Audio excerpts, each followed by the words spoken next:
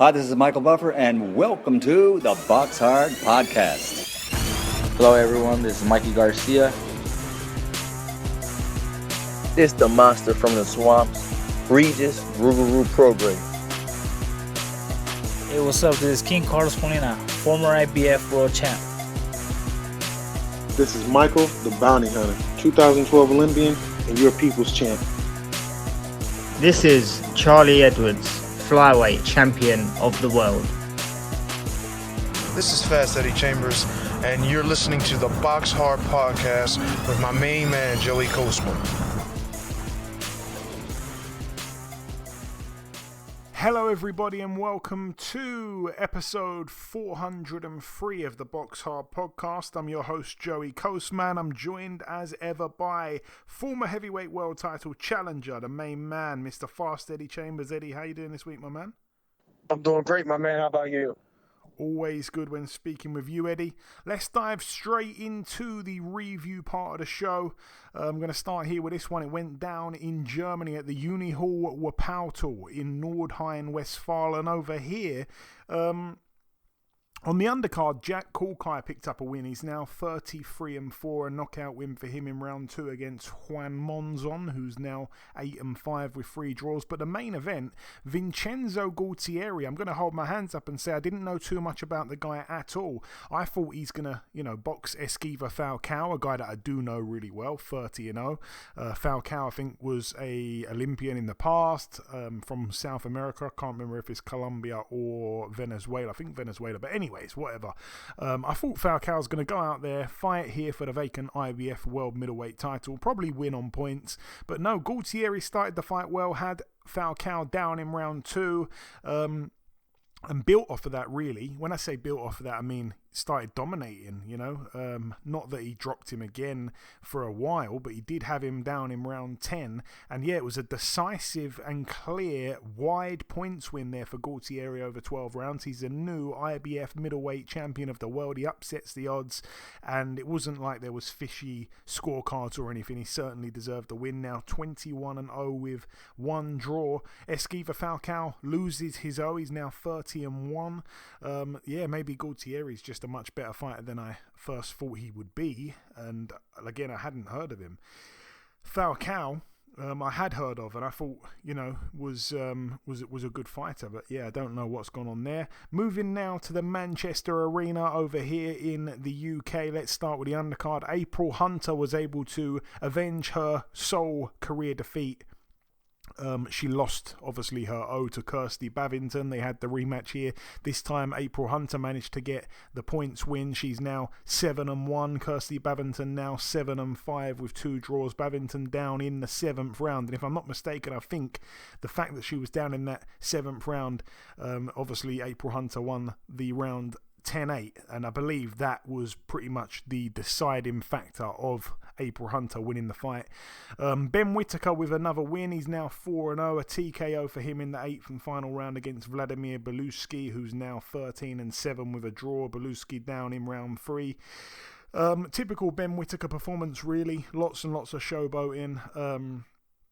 Not everyone really likes to see that. It was just a mismatch, really. I don't even want to spend too long talking about it. Natasha Jonas, oh boy, I'm really happy for her. She's the new IBF welterweight champion of the world. She won the vacant title here with a TKO in round 8 against Candy Wyatt, who's now 11-5. Natasha Jonas, now 2-weight world champion, 14-2 with a draw, her record. Natasha Jonas hurt Wyatt in the opening round, tried to put the foot on the gas, and it was one of those situations where you kind of wonder, if the 2-minute rounds were actually 3-minute rounds, would we see more KOs? I think we certainly would have seen an earlier KO here for Jonas. It was pretty one-sided. She put a beating on Candy Wyatt. Candy Wyatt is obviously a tough girl. There's no getting away from that. And she took a real hiding, and I was happy in the end that she was stopped. I didn't want to see her, just get bashed up the whole night. But yeah, she did go 8 rounds. I think they could have probably stopped it a little bit earlier than that. But credit to Jonas, who, like I say, seems to have found, the best part of her career in recent times, and she is 39 years of age. Moving up the card once again, Callum Simpson. He's now 12-0, a unanimous decision over 10 rounds there against Boris Crichton. Boris Crichton now 11-4. He's so tough, Crichton. Like I say, Simpson 12-0, but Crichton, so hard to hit clean, such a spoiler as well. Like, it's so hard to hit him clean.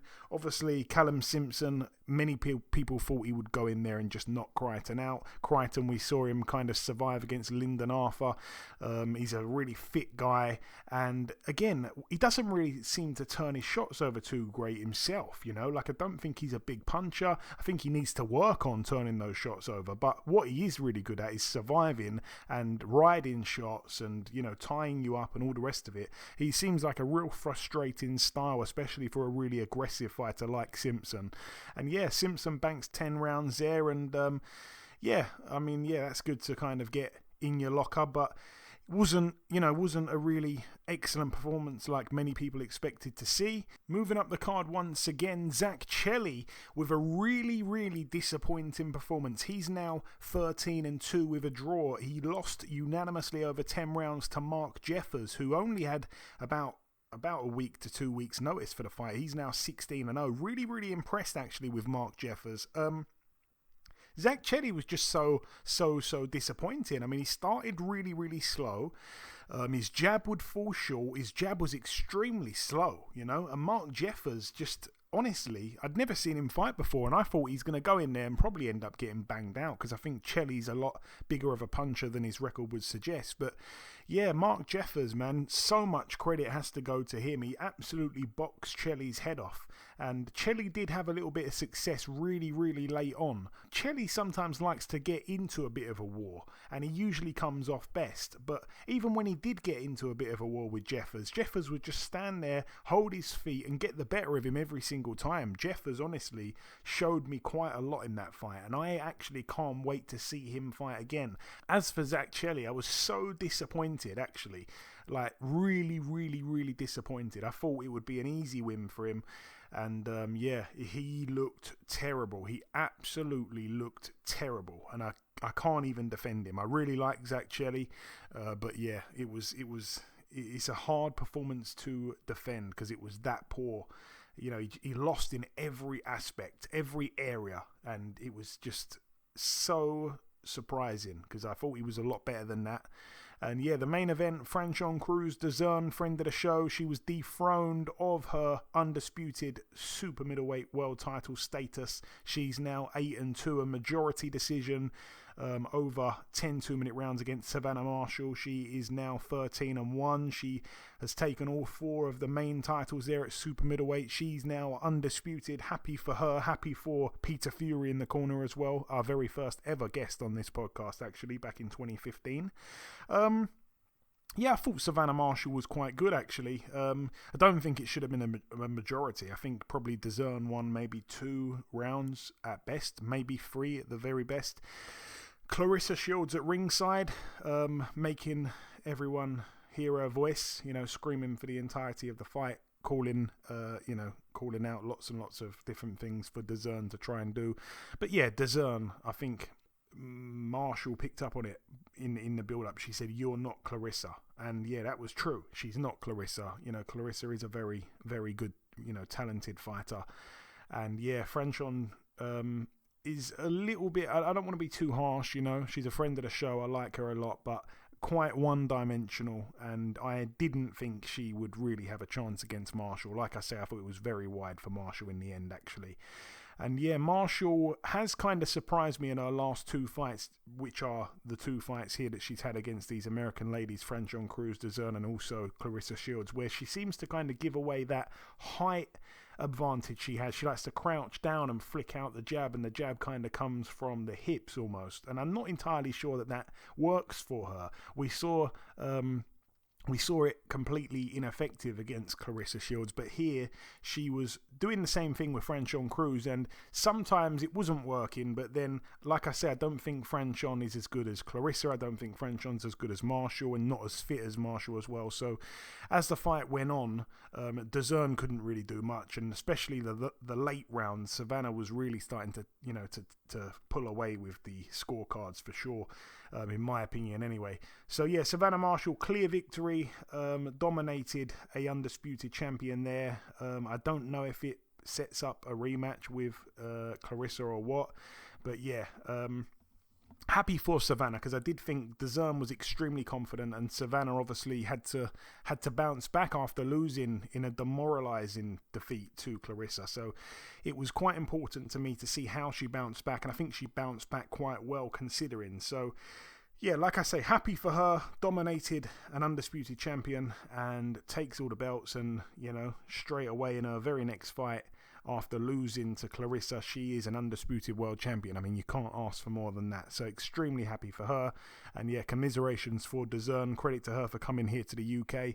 I haven't heard anything about a rematch clause in the contract, but if DeZurn actually fought Savannah Marshall without making her sign a rematch clause, then I'll be really surprised. But I've not heard anything about a rematch. I don't think there should be one. But from a business point of view, surely she would have put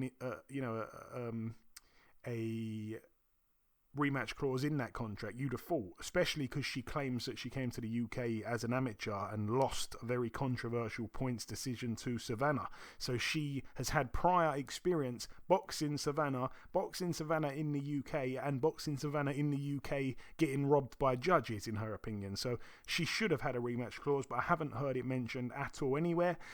Yeah, that's it for that one. Moving now to the York Hall in Bethnal Green. One fight to mention over here. Friend of the show, Casey Kadami, now 9-1 with 2 draws, a win here. He was able to TKO in just 3 rounds Ben Norman, who's now 7-3. Norman down twice in the fight. It was for the vacant IBO Continental Super Flyweight title. All the best there to Casey Kadami. Moving now to the Sheffield Arena, Sheffield, Yorkshire, United Kingdom. This one was live on DAZN. Let's start with the undercard. The Brazilian female Beatriz Ferreira, now 3-0, a points win for her over 8 2-minute rounds against Carla Zamora.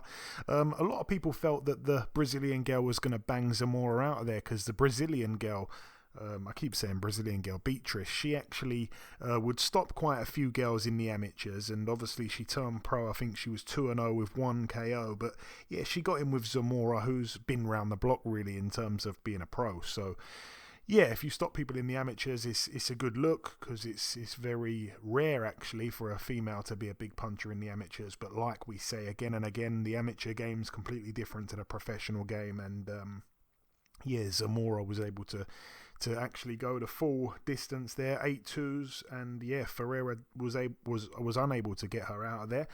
Moving to the other fight on the card, I should mention here, Louis Sylvester, now 12-0, a points win unanimously over 10 for the vacant English lightweight title against Adam Cope, who's now 7-1. Good win there for Louis Sylvester. Hopey Price, I tell you what, I thought he'd stop James Beats Jr. I thought he was just going to be able to do it. Obviously, I think he'd moved up in weight as well for the fight, if I'm not mistaken. Hopey Price, a 7th round retirement win, so James Beats Jr. didn't come out for round 8. Beach was cut in round 6 and cut in round 7, I think, as well, on both eyes. So yeah, good step up, good win there for Hopey Price. He's now 11-0. Pat McCormack with a really impressive win as well. He is currently 5-0. His opponent also retired on his stall. Tony Dixon didn't come out for round 5. He's now 14-5. McCormack, like I say, 5-0. Dixon down late in round 4. McCormack looked really good, just showed a little glimpse of what he can do. Obviously, it's against I was going to say not a world beater, Tony Dixon, but having said that, it's only Pat's 5th fight. So yeah, really impressive performance from him. And yeah, the main event, Dalton Smith, oh boy, a TKO win in round 7. He's now 15-0. He was able to TKO Sammy Maxwell, now 17-2. It was for the British and Commonwealth super lightweight titles. Great performance from Dalton Smith, and I really mean that. He was cut over both eyes from head clashes during the fight, but he was punch perfect, honestly. I don't think he lost a round. You know, we've said it time and time again, Dalton Smith is such a talent, and we've said it, you know, so many times. Probably the best prospect in British boxing right now. Seems to just have it all, really. I love the way they've moved him. You know, he's now, like I say, British champion, got the Commonwealth as well. But yeah, I think if I'm not mistaken, he might have even won the British outright, or it's definitely not his first defence anyway. But I tell you what, the guy is just unbelievable, you know, and I cannot wait to see him stepped up. I think there's some great fights actually that can be made for him at welterweight if he did decide to move up. Like, I wouldn't mind seeing him in with someone like Conor Benn. Wouldn't mind seeing him in with someone like Michael McKinson. At 140 though, I think there's not too much there for him domestically off the top of my head. But yeah, I just think the guy's got such a bright future. Obviously his dad in the corner with him. It's a father-son relationship that does work. And he just went through the gears, really. I mean, he really beat Maxwell up. And Maxwell, I think, was bruised up within just one round. And yeah, like I say, the stoppage in the end, a brilliant shot, and it put him out, man. It put Maxwell out. Wasn't asleep, but was absolutely flatlined. You know, they had to get the oxygen in. They had to bring the stool to him. It was a brutal KO. And yeah, I just think Dalton Smith is such a good fighter, man. And yeah, like I say, he was coming off a bit of a not so great performance last time out. He didn't look great last time out, but I think he's the type of guy you throw him in with you know, stiffer competition and you'll see more from him. I think he sometimes is a bit like that. Sometimes when you expect him to just walk over someone, he doesn't really perform to his best, but then when you throw him in like here in against Sammy Maxwell, who can punch as well, you know, Sammy Maxwell probably on paper the best fighter he would have been in with yet as a pro, and you see the best of Dalton Smith. I thought he didn't put a foot wrong. He was unbelievable. And yeah, moving out now to the final card to mention, it went down at the Huntington Center in Toledo, Ohio. Over here, it was live on ESPN in the States and Sky Sports in the UK. Going to start with the undercard. Just one fighter I do want to mention, actually, one to watch for the future. Abdullah Mason, now 9-0, I think, with 8 KOs. A second round TKO against Alex de Oliveira, now 20-5. I think Abdullah Mason is going places. Jahi Tucker, that's a guy who maybe isn't going places. He was an undefeated prospect. He was 10-0, he's now 10-1. He lost a majority decision over 8 to Nicholas Flaz, who's now 10-3. Who's now 11-2.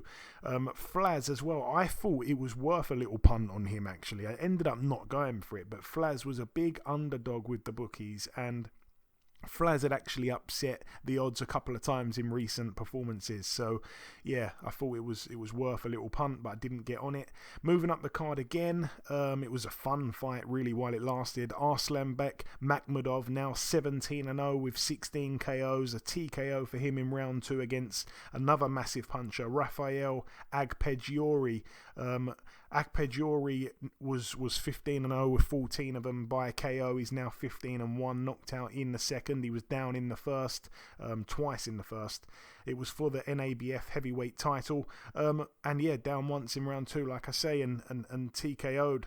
Makhmudov, just honestly, sometimes watching him is just, I mean, always watching him actually is like blinking, you'll miss it. Came out like a wrecking ball. You could instantly tell that he was trying to get the job done quick. He does sometimes leave himself open as well, but I don't think he really cares. I don't think he doubts in his own chin. And yeah, just came out. You could see he was trying to get the stoppage done in about 5 seconds of the first round. Like, he was just throwing haymaker after haymaker, and he just didn't let Agpegiori, you know, settle at all. He was out there meeting him in the center of the ring, backing him up, you know, wasn't giving him any space.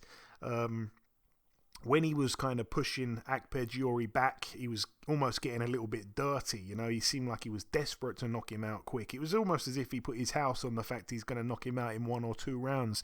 So yeah, it was clear to see that the fight wasn't going to go long at all, and someone was going to get knocked out. And yeah, Makhmudov got the knockout nice and early there. Again, I still completely believe that he lost to Carlos Takam, and Takam quite badly exposed him. And if you can take him a few rounds, then I think you've got a massive chance regardless of your boxing ability. But taking him a few rounds is the hard task, and no one really seems to be able to do that at the moment.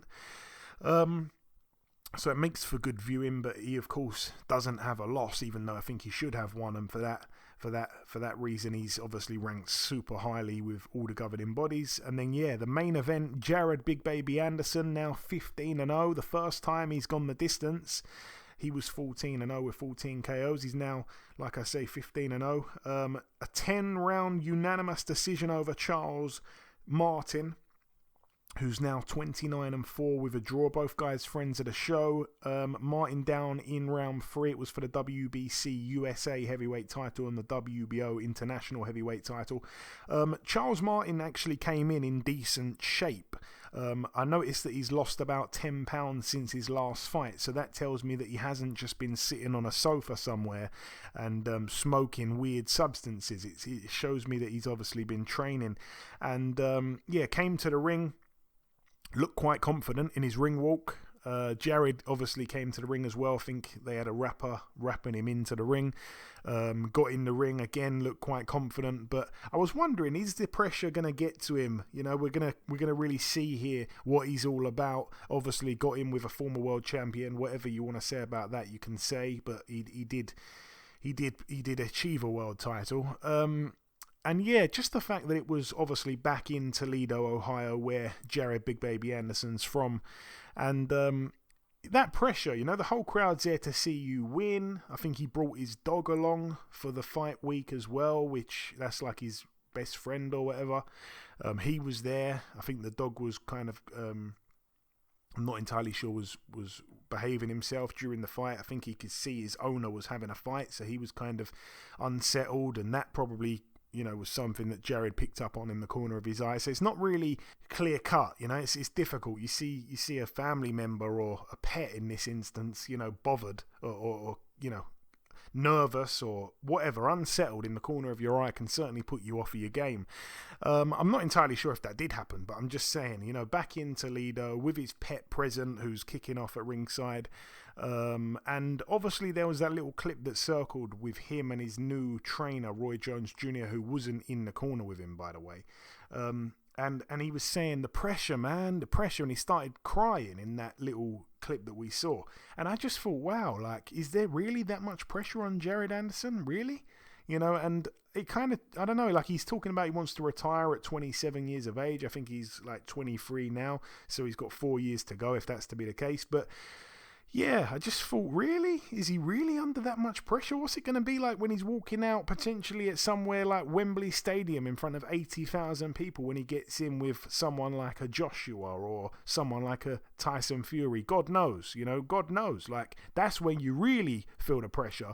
So, I don't know, just a little bit of a chink in his armour there. I just thought to myself, maybe he doesn't really deal with pressure very good, because it wasn't really a great look to see, you know, a big tough heavyweight knocking everyone out, crying in an interview. Not that I'm obviously, you know, kicking him while he's down or anything like that. Not that I'm making fun out of that at all. I completely understand, but I don't think it's a great look when you're a heavyweight boxer, unfortunately. So if it were me, if I were him, I'd be saying, yeah, maybe don't air that clip.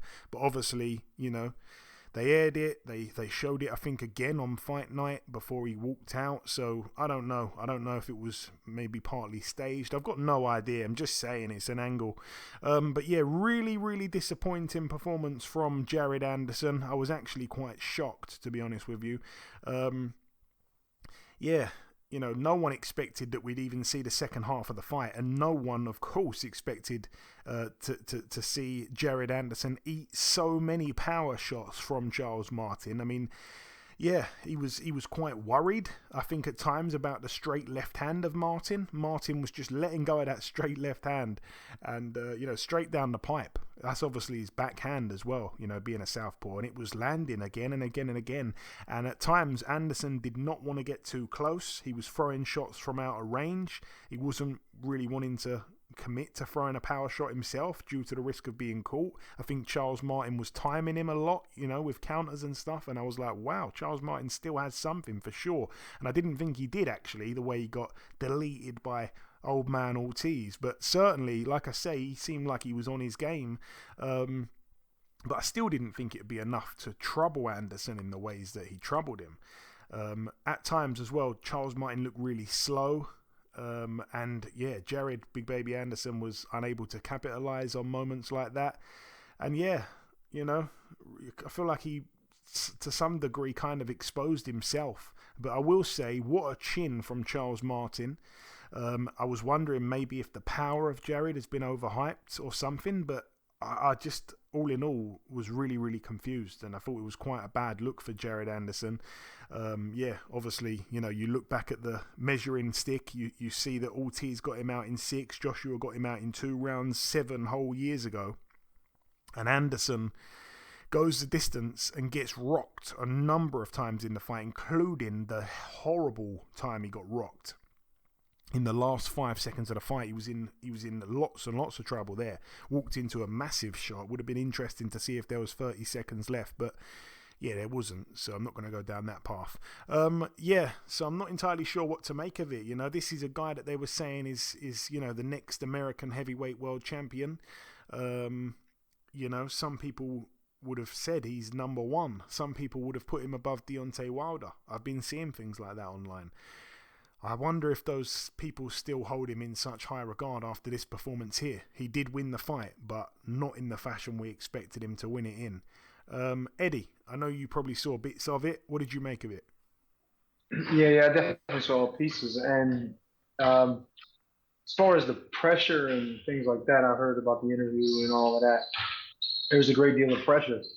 But if you're not able to handle it at that level, then it's just too bad. You know what I mean? You're not going to go very far because there's going to be more pressure as he ascends. So as far as the fight and his performance, I mean, this, certain guys, you know what I mean? Especially, I think, Charles Martin was a late replacement too, which, and then sometimes I didn't mention that, but you're 100% right. Yeah, that's another bad thing. Yeah, and it's a tough thing when you get a late replacement who's actually a guy that is not an easy guy to fight. You know what I mean? We don't give, Charles Martin enough credit because of, the things that happened, like him getting stopped by Ortiz, even though when you think about it, he was actually doing really well, kept hurting Ortiz. And the fight before the end came for him, which it was like a crazy turnaround. As far as Anthony Joshua, he just, at that point, at that level, Anthony Joshua was just at a different level, you know what I mean, than he was. And even though, he had a belt, he wasn't quite what Anthony Joshua was. And obviously Anthony Joshua is now being super elite and one of the elites, but he's even starting to take, drop down a few steps. But, and then to expect Jared Anderson to get in there because he's been knocking everyone out, because there's a lot of hype behind him. He's done really well with different guys in camps and different stuff like that. And you're hearing all of these things and people in the know is talking about how great of a guy, how great of a fighter he's going to be before he's even anointed, he's anointed that even before he actually gets there. And I think that's where he's coming from when he's saying the pressure. Well, it's your own doing. Just putting that pressure on you. You've been doing so well, so now you have to just continue. You know what I mean? You got to put forth, the effort and keep that work going. And trust me, I understand where he's coming from because there was a point when I was young, and it was just so much on a young guy. I remember I was turned pro at 18, and people talk about, you got to do this, you got to do that. I remember I had my whole family. We didn't have anything, so I had my whole family on my back and looking at me for, hey, what's the next step type thing. So, it was rough, and I do understand that, but you have to be prepared to take that on your back and do it with a smile. You know what I mean? And it's to show, and I know you were saying, Joe, to show that kind of emotion is commendable, but it's also worrisome some of the supporters. You know what I mean? Unless, like you said, it was staged, it's still a little bit, you know what I mean? Is he going to be okay as he goes further up? Is the light shining too bright for him at certain times? Like, what are we going to do with this guy when he actually is like staring down or staring down in the other corner at like a Tyson Fury, like you said, or Joshua or Wilder or any of these guys, and he's got to be prepared to die. You know what I mean? Because some of these guys will come out there and they'll try to kill you. So, yeah, it's rough. And I think at times in the fight, like you said, in different parts that I've seen, you can see where that pressure and those expectations can possibly get to him. You know what I mean? So, unfortunately for him, he got through the fight. You know what I mean? He didn't perform as most of us would have expected. But he got through it. Sometimes you got to win the ugly ones or the tough ones. As long as you get a win, you can move on to the next and look good the next time out. So fortunately for him, he has the opportunity to now go back to the drawing board and work on some things and improve before his next one, which is almost sure to be tougher than this one he just had. Well, there we have it. That brings the review part to a close. The final thing for me to do in this part is to welcome this week's special guest. Ladies and gentlemen, please welcome the reigning English Super-Welterweight champion. It is, of course, Mr. Sam Gilley. Sam, welcome back on the show, my man. Thanks for having me back, mate. How are you? Yeah, not too bad, my friend. Always good when speaking with you, Sam. So we last spoke back in December of last year. It's been a little while. In that time, obviously, you've boxed just the once. Firstly, what's been the reason for that? For that time out the ring. Well, first, I was meant to fight in February, but my best friend lives in Australia, and so he was meant to be getting married December coming, but unfortunately the bride's dad had cancer and he wasn't going to make December.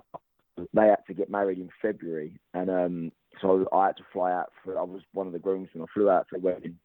It was in January. I flew out for the wedding, and so I was out there for 2 weeks.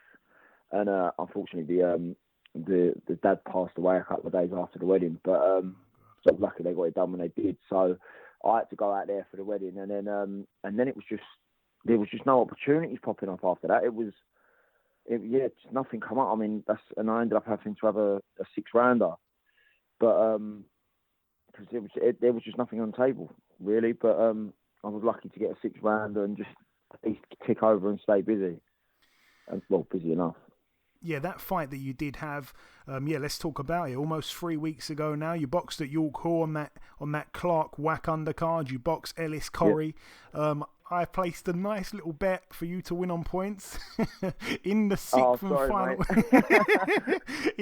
and final round. Just as I was starting to count my winnings, you managed to land that left hook to the body. I think there was about 14 seconds left on the clock. The sound Ellis Corrie made can only be described as a squeal. Talk me through the fight and obviously the noise you made him make whilst he was rolling around the canvas. Well, it was just it was a good performance really. I was happy. I mean, he didn't touch me. He barely touched me. So the defence is improving a lot from the Drew Brown fight. That's something we've been working on so much since then. I didn't really get touched against Sean Williamson. Didn't get touched this time, so it's working. Ellis Corrie was a good, solid opponent. I didn't want the journeyman. That was one thing I was adamant on. I did not want to fight a journeyman. I wanted someone live in front of me. So yeah, I mean, he was like the reigning Northern Area champion or something. So yeah, good to get through. It was like the best of both worlds because I got the 6 rounds out and I still got the stoppage as well. So I managed to show some things we've been working on, and obviously left hooks to the body is my favourite shot. So it was nice to finish the show like that. But I mean, when it landed, he just lifted his elbow at the right minute. So it just literally at the last second, he just popped his elbow up and it snuck underneath. But it's one of my hardest shots that I can throw, and he definitely took the full force of it. Bless him. Yeah, it was a fantastic shot. I remember speaking on the podcast after your fight and saying that once again I felt like this win is another win in the career of Sam Gilley that further solidifies the fact that you're above this kind of level. But 154 is a funny one because I feel like even the domestic scene has levels to it at 154 because the amount of fighters we do have. Obviously, after the fight, you were asked if I think actually your trainer Rod Julian was asked, what he thought, and he said he feels like you're the best in the country. You're ready for anyone right now. You'll have to forgive me here because I know that the interviewer threw one name out that you kind of brushed off. I've forgotten who it was, but Egbeniki. Who was it? Oh, Egbeniki. Okay, yeah. So you're not interested in that one, you say, Sam. So who does interest you? So. At the minute, I've got one focus only, the Commonwealth title. I've been made mandatory for that. So Louis Greene is the champion. So obviously, it's not nothing against Louis, but it's just that's who I'm focusing on because he's got the belt that I'm mandatory for. So that's what I want, and that's who we'll be fighting next unless he vacates. Okay, fabulous. And also, I should mention as well, after the fight, again, you were asked if that was the best shot you've landed. You said you land it every week in the gym. Do you still feel like that? Yeah, mate. I mean, listen, like, ask the lads in the gym, they'll tell you. I don't need to say anything else. Okay. And after the fight as well, judging by your Instagram, looked like you jetted off to the Dominican. It looked real fun, Sam. Oh, mate, honestly, it was an absolute blinder. It was it was an absolute perfect holiday. We just chilled out, ate loads of food, spent some time together, went and done like the dirt buggies and all that through the rainforest. Yeah, it was unbelievable. What a fantastic place. Yeah, excellent, man. And knowing what I know about your trainer, Rod, I'm guessing he'd have been dying for you to get back so you could get straight back in the gym. How many days you been back in the gym, Sam? Yeah, I've been back 3 days now. 3 days this week. But yeah, Rod had a meeting with Sky today about the next moves. So yeah, that was really positive, and we're looking forward to the Commonwealth title. Excellent. Yeah, you say. So what's your hunch with that? Obviously, you want to go for the Commonwealth. You say that Louis Greene's the man behind the strap. Do you think?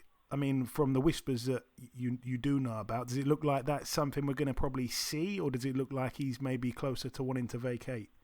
I don't know. Only Louis Greene can answer that. I mean, I'd hope he'd take the fight. I mean, it'd be on a big platform. Do you know what I mean? He's knocked out three out of his last three. So out of his last 3 wins, he's knocked them all out. So he's on a good run of form. So hopefully he takes a fight, mate. I see that he was made mandatory for the his last defence of his Commonwealth was like an eliminator for the British. I see that on the circular. So unless I'm mistaken, I think he's mandatory for the British. So if Kelly vacates, it'd be nice to get him for both. Oh, that'd be a touch, yeah. That'd be nice. Yeah. And yeah, I want to say obviously his last 3 wins, good win there over Dean Sutherland as well. That sounds like it's your next move. Any idea at all? I know it's very early, Sam, but any idea at all what kind of month that would maybe land in? Well, hopefully September. Hopefully September, but we know what boxing's like. I was told to fight in April, and I ended up fighting 3 weeks ago. So if things happen, things change, shows change. So especially now with a big TV company, it's like there's so many more aspects to it, like rather than the small shows where there's not really a lot that can change the show other than pull-outs and stuff like that. But, there's so many small factors to think about with a TV lot. Yeah, no, for sure. And yeah, just finally, we've kind of flown through all the questions really that I had for you, Sam. I wanted to say Spence versus Crawford, only about 3 weeks away now. I think we've probably spoke about this before, to be honest, but I wanted to get your latest take because a lot of people seem to be flip-flapping back and forth.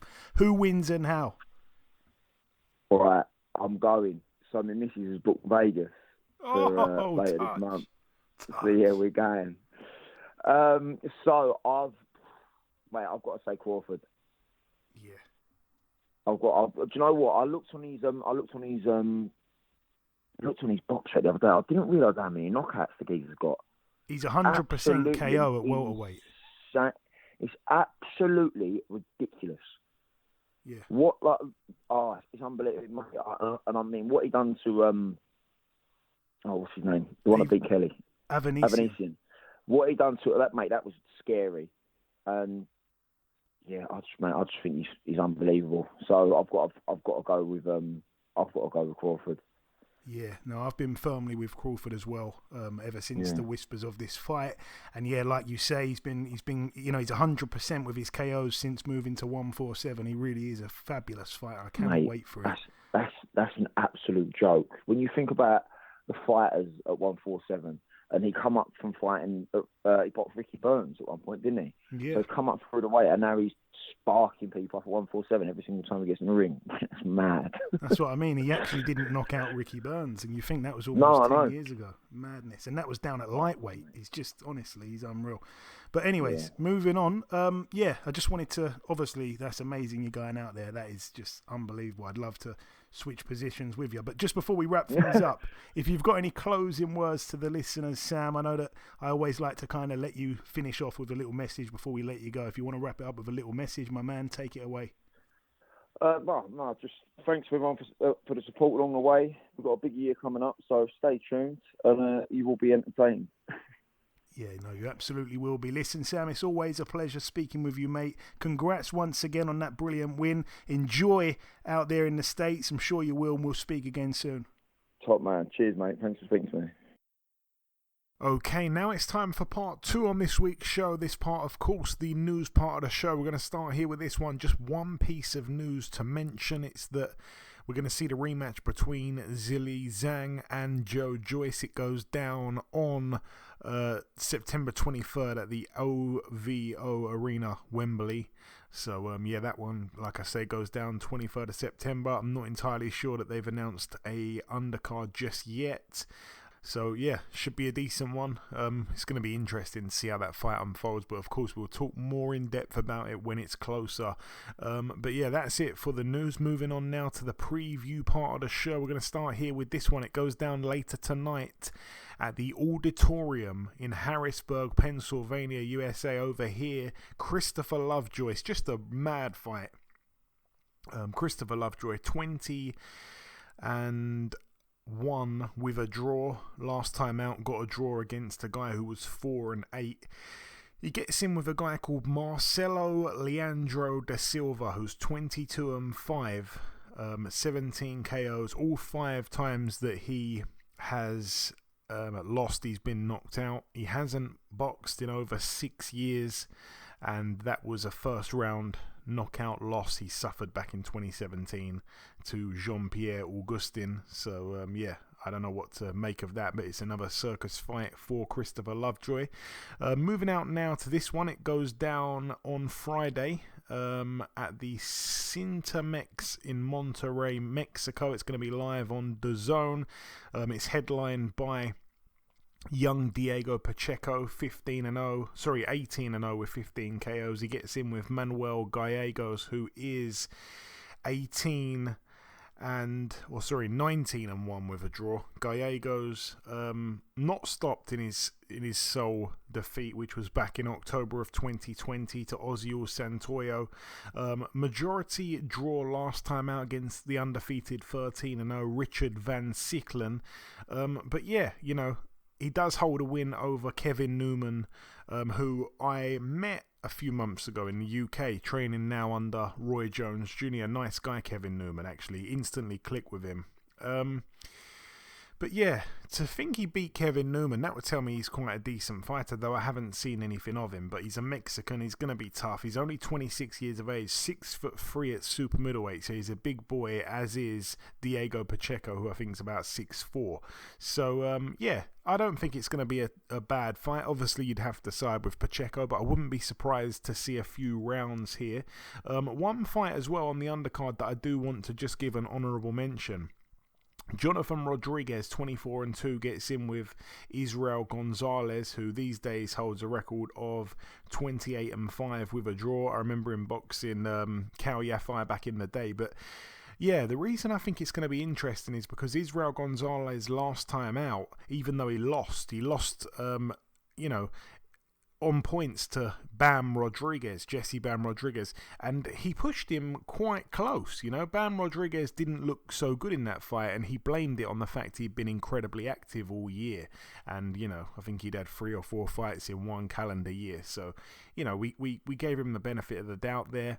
But if you don't want to give him the benefit of the doubt, then maybe Israel Gonzalez is a little bit better than we thought.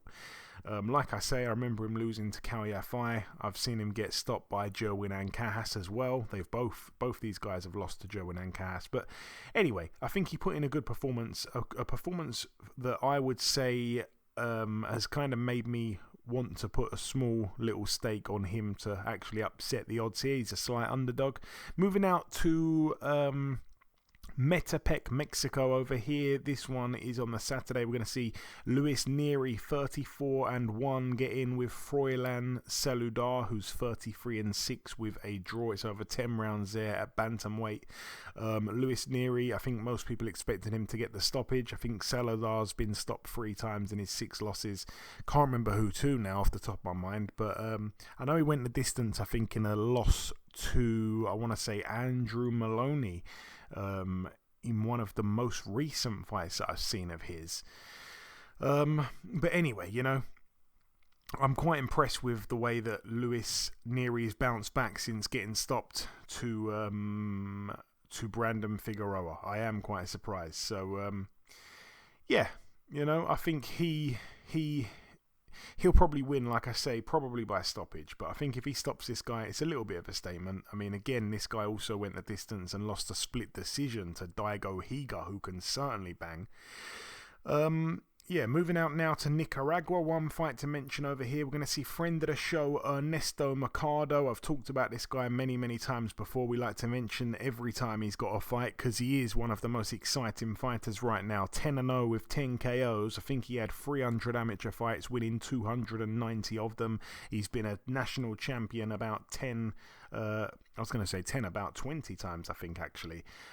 He is boxing a guy called Zolisani Ndongeni, who some people will remember him. 31-2 is the record. His 2 losses, one came to Devin Haney, lost his O to Devin Haney unanimously over 10 rounds, and after that he got in with a guy called Prince Delomo, who was actually 11-10 with a draw, and he actually got knocked out by that guy in 6 rounds. It was another one of those kind of fighters that you go, wow, he got knocked out by a guy who was 11-10, and Devin Haney couldn't knock him out.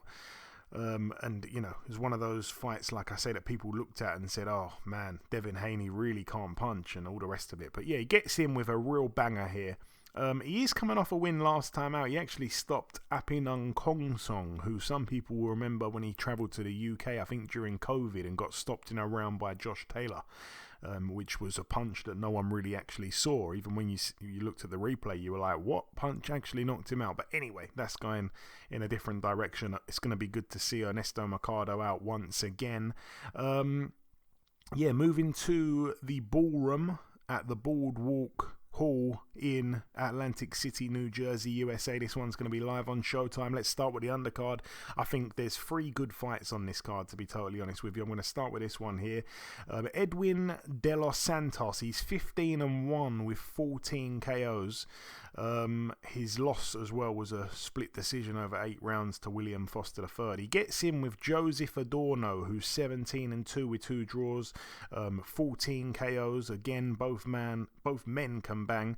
I remember watching Adorno's fight last time as well. Again, he got in with a real big banger, which was Elvis Rodriguez, and ended up losing a majority decision, though I think one of the cards that was close was quite far off, if I'm not mistaken. Adorno had been down twice, but he's a real tough guy. So again, will he get stopped here? I'm not entirely sure. I'm expecting it, to probably go a few rounds, but having said that, both guys can bang, so I wouldn't advise any kind of bet on that fight there. It's for the WBC Continental Americas lightweight title. Also on the card, we're going to see Yoelvis Gomez, a prospect, 6-0 with 5 KOs. Yoelvis Gomez, Cuban fighter based in Las Vegas. It's a step up once again. He gets in with Marcus Taylor, who's 14-1 with 2 draws. Marcus Taylor, quite a tough guy, like I say. The one loss that he does have as well was on points. So yeah, he's not really a puncher, and he's quite tough as well. His one loss come to Ladarius Miller back in 2015. Boxed a few decent guys, upset the odds a couple of times. Got a draw with Luke Santamaria as well, which actually is quite a decent little draw, because Santamaria upset a few odds as well himself. But no, he's been around the block, he's got a few good wins. Took the O away from Sanjabek Rakhmonov. Took the O away from Marlon Harrington. He's not a bad fighter, but yeah, like I say, it's another positive move for Yoelvis Gomez. He's always good to watch, and yeah, the way they're moving him very, very quick. It's a 10-rounder here as well at middleweight, so it's going to be good to see Yoelvis Gomez once again. He's another guy who, I'm not entirely sure how old he is, but he's another guy who I think looks way older than his listed age. Another Cuban, southpaw.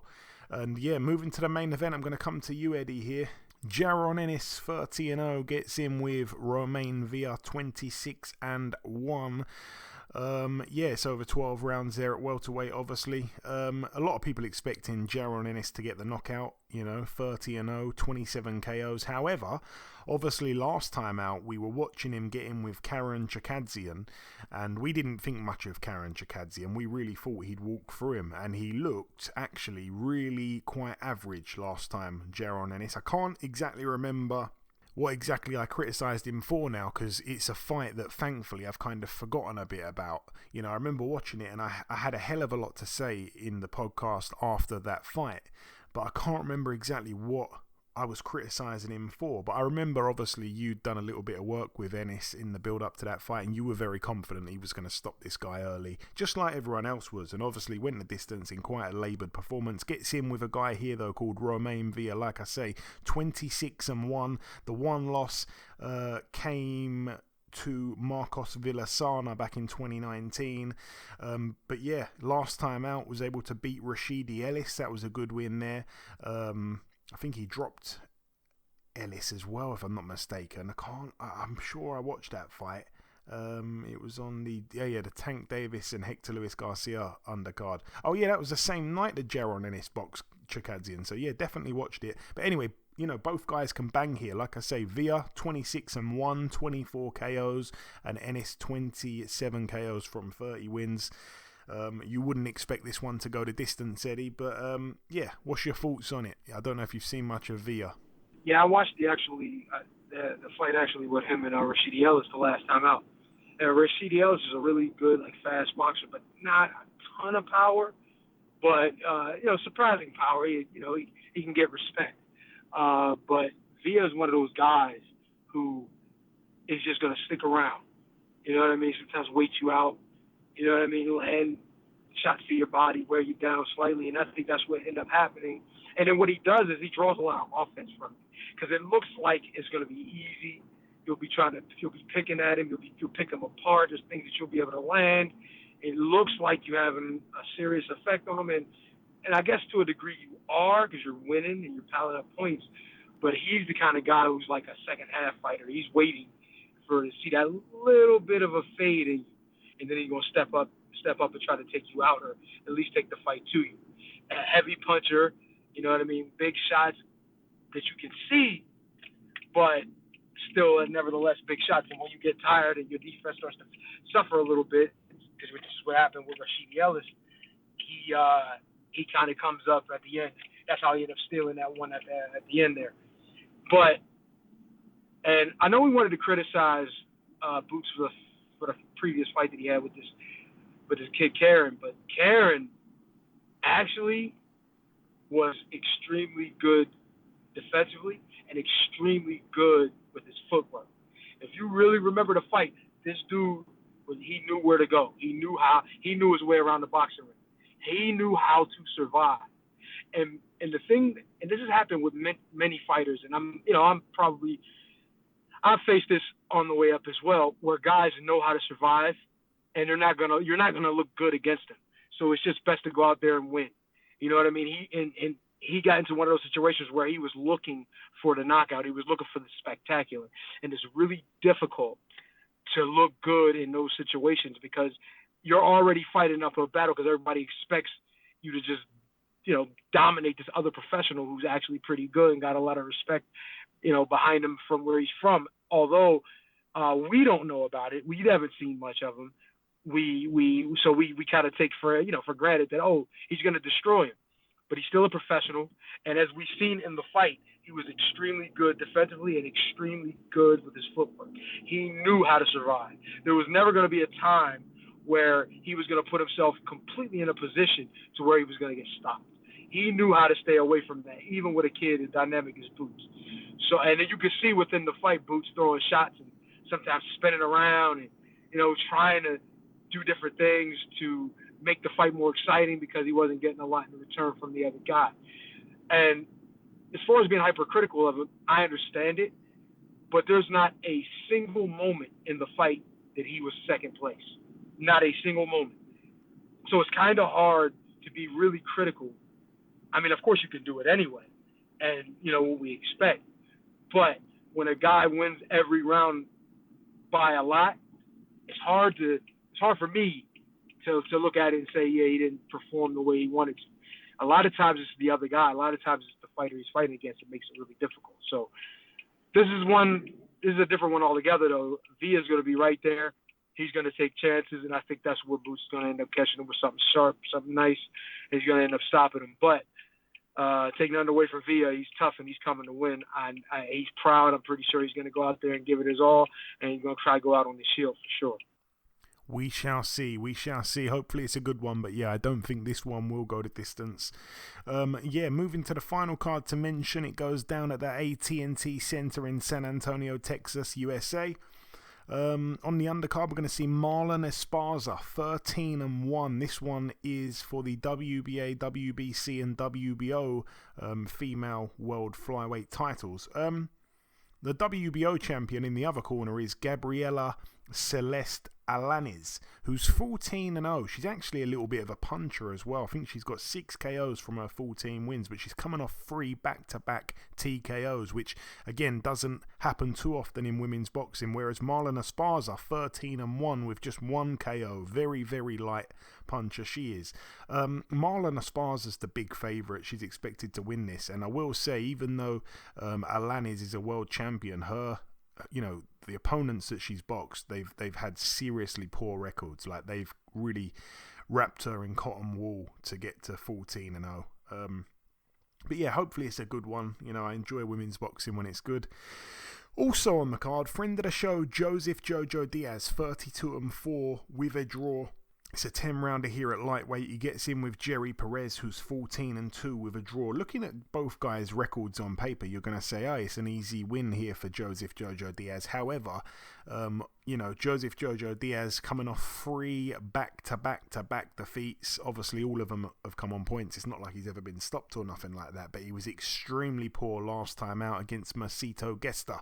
And that was the fight where I said, you know what?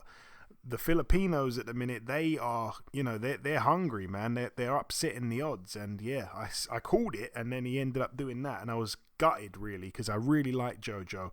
Jojo came out a few weeks ago on social media and said he wanted to admit something to his fans. He wanted to apologize, but he was an alcoholic. He's been drinking, and he's had a real problem with alcohol.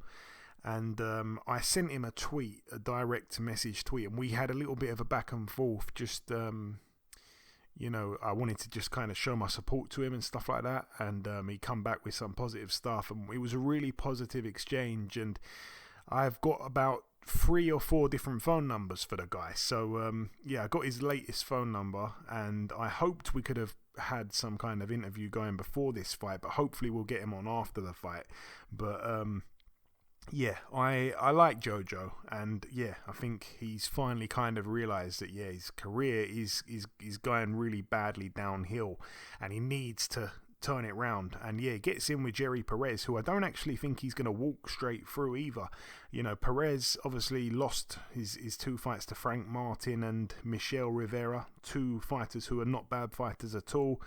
You know, lost to both of those guys, but he's beaten some good fighters along the way as well, and he certainly won't be coming for the payday or whatever you call it. He'll be coming to give it a good go, you know. I think he's had a couple of fights as well in the Team Combat League thing, that silly thing that I'm not a fan of, the one round tag team fight kind of stuff. So yeah, anyway, it is what it is. But yeah, I don't think Jojo's going to walk for him. I think that would be quite impressive if he did, but I'm expecting it to probably go the distance. But Jojo, I feel like he kind of needs to look good, and I just wish him all the best, man. And yeah, the main event, Virgil Ortiz Jr., this is honestly a real fantastic fight. Ortiz Jr. 19-0. It's for the WBA World Welterweight title. It's a 12-rounder against Imantas Stanionis, 14-0, 9 KOs. Obviously, like I say, Virgil Ortiz 19-0, all 19 by KO.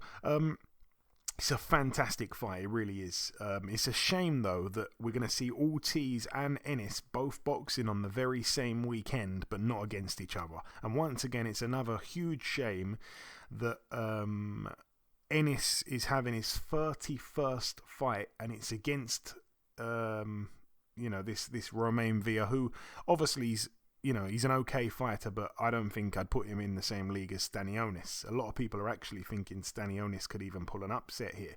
Stanionis has a fantastic jab. He's a very clever fighter. I think he adapts as well. And yeah, I think it's going to be a really good fight.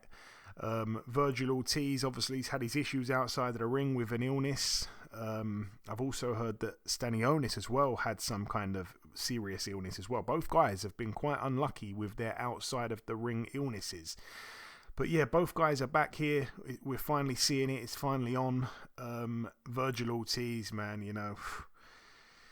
hell of a fighter. I've talked him up so many times. I thought he was brilliant against Michael McKinson. That was almost a year ago, though. Now time really does fly.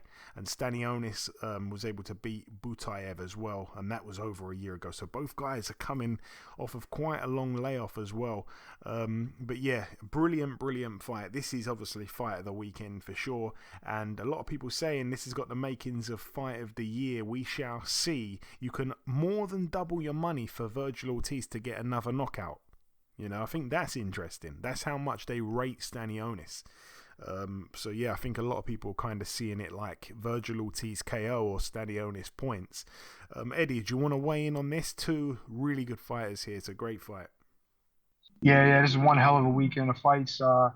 Guys that I really rate. I'm going to be at the Boots fight down in Atlantic City, most likely. So I'm going to watch that, see what happens there. I'm expecting great things there. But I definitely want to see this Stanionis Ortiz. This is an excellent fight. These two guys at this point in their careers, they're still ascending up, and to meet at this time is just great for us. I mean, it's obviously a championship fight, so there's things on the line, money and opportunity after, and belts. So yeah, excellent fight. I'm definitely looking forward to it, and I'm gonna watch both events this coming Saturday night. Wow, well, there you go. You've heard it from Eddie there. He said he's going to watch both events. That must mean that he is interested in both events. He doesn't often say that. So, yeah, that's some dedication, Eddie. And I look forward to doing next week's show when we're talking about both of these supremely talented welterweights. Like I say, it is just a damn shame that they're both boxing on the same weekend but not against each other. But I do also think there should be belts on the line for that fight. Anyway, that brings the preview part of the show to a close. In part 1 we did the review part, then we welcomed our special guest, the reigning English Super-Welterweight champion, Mr. Sam Gilley. In part 2 we did the news. It was really brief. We just wrapped up the preview part. The final thing for me to do is to come in with the outro, which I'll do in just a few seconds. Okay, and this wraps up episode 403 of the BoxHard Podcast. I've been your host, Joey Coastman. Eddie Chambers has been with me for the duration of the show. A huge shout out to this week's special guest, the reigning English Super-Welterweight champion, Mr. Sam Gilley. The biggest thanks of all, though, goes out to you, the listeners. Thanks once again for tuning in. There has been just one piece of news break whilst we've been recording the show. It's a fight for the WBO, IBF, WBA, and IBO heavyweight world titles. We're going to see Alexander Usyk defend those belts against, of course, his mandatory challenger, Mr. Daniel Dubois. The fight to take place in Poland on August 26th, which is a Saturday. I believe it's going to be on a network called TNT Sports on Box Office, so I don't know too many details about those guys, but we'll see as it gets closer. But that's about everything, though, from myself. Enjoy your weekends, people. Stay safe, and we shall see you all again next week.